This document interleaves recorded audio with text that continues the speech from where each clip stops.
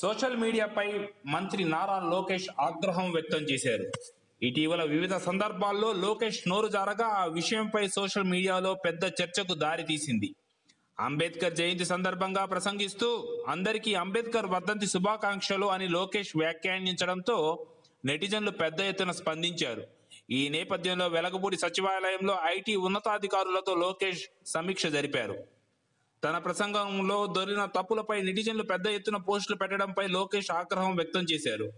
వెంటనే వాటిని నిరోధించాల్సిందిగా ఐటీ శాఖ అధికారులను ఆదేశించారు.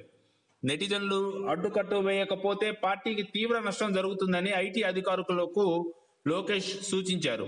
నెటిజన్లు విస్తారంగా షేర్ చేస్తున్న పేరడీ వీడియోలను, ఫోటోలను సేకరించాలని, వాటిని పోస్ట్ చేసిన వారికి నోటీసులు పంపాలని లోకేష్ ఆదేశించారు. నోటీసులకు సమాధానం రాకపోతే చట్టపరమైన చర్యలు తీసుకోవాలన్నారు. ప్రస్తుతం సోషల్ మీడియాలో మంత్రి నారా లోకేష్ పైనే ఎక్కువగా పేరడీలు నడుస్తున్నాయి. ఈ నేపథ్యంలో ఆయన తీవ్రంగా స్పందిస్తున్నట్టు చెప్తున్నారు. ఈ వీడియోపై మీ కామెంట్స్ను తెలియజేయండి. మరిన్ని వీడియోస్ కోసం తెలుగు గ్లోబల్ ఛానల్కు సబ్స్క్రైబ్ చేయండి.